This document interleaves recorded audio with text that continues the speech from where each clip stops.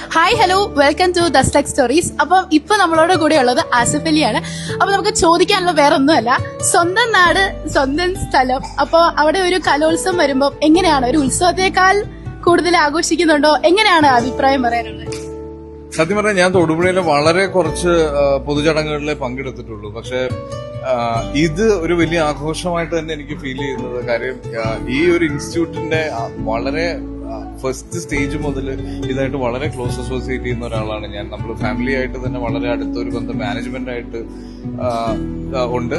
അതിനേക്കാളൊക്കെ ഉപരി ഇങ്ങനെ ഒരു അവസരം കിട്ടിയാൽ ഞാൻ മിസ് ചെയ്യാൻ താല്പര്യപ്പെടുന്നില്ല. കാര്യം എന്റെ ഇതുവരെയുള്ള ലൈഫിൽ ആദ്യമായിട്ടാണ് ഞാനൊരു VC-യുടെ സൈഡിൽ കസേരയിൽ ഇരിക്കുന്നത്. പഠിച്ചോണ്ടിരുന്ന സമയത്ത് അങ്ങനെയുള്ള കാര്യങ്ങളൊന്നും നടന്നിട്ടില്ല. അപ്പം ഞാൻ ഈ വർഷം സ്കൂൾ സ്റ്റേറ്റ് കലോത്സവത്തിന് സമാപന സമ്മേളനത്തിന് പോകാനുള്ള ഒരു ഭാഗ്യം കിട്ടി.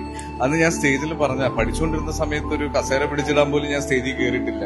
പക്ഷെ സിനിമ ആണ് എന്നെ ഇങ്ങനെ ഒരു ഇത്രയും വലിയ സ്ഥാനത്ത് എത്തിച്ചതും ഇവരുടെയൊക്കെ കൂടെ സ്റ്റേജ് ഷെയർ ചെയ്യാനും ഇത്തരം വേദികളിൽ എത്താനും ഒക്കെ പറ്റിയത്. അപ്പൊ അതൊരു വലിയ അനുഗ്രഹമായിട്ട് കാണുന്നു. പിന്നെ എന്റെ നാട്ടിലേക്ക് ഇത്രയും വലിയൊരു ആഘോഷം വരുമ്പോൾ, ഈ കഴിഞ്ഞ 7 ദിവസം ഇവിടെ നടന്ന ആഘോഷം എന്താണെന്ന് നിങ്ങളെല്ലാവരും എന്നെക്കാൾ കൂടുതൽ അറിയാവുന്നവരാണ്. അപ്പൊ ആ ഒരു ആഘോഷത്തിന്റെ ഭാഗമാവുക എന്നുള്ളത് എന്റെ ആവശ്യമാണ്. അപ്പൊ ഇനിയും ഒരുപാട് ഒരു വലിയ വലിയ ആഘോഷങ്ങൾ തൊടുപുഴയുടെ ഭാഗമായിട്ട് വരട്ടെ, ഞങ്ങളുടെ ക്യാമ്പസിലേക്ക് ഇനിയും വരട്ടെ. ഇപ്പൊ ഞങ്ങൾ ആദ്യം പറഞ്ഞാണ്, സാധാരണ ഒരു യൂണിവേഴ്സിറ്റി കലോത്സവം നടക്കുമ്പോൾ നമുക്ക് പല കോളേജുകൾ, പല ക്യാമ്പസുകൾ, ഒരുപാട് വേദികളായിട്ടായിരിക്കും. പക്ഷെ ഇത് വളരെ അപൂർവമായിട്ടാണ് ഒറ്റ ക്യാമ്പസിൽ ഇത് ഹോസ്റ്റ് ചെയ്യാൻ പറ്റുക എന്നുള്ളത്. അപ്പൊ അത് വലിയൊരു ഭാഗ്യമായിട്ട് തന്നെ കാണുന്നു. ഭയങ്കര സന്തോഷമാണ്. So thank you so much.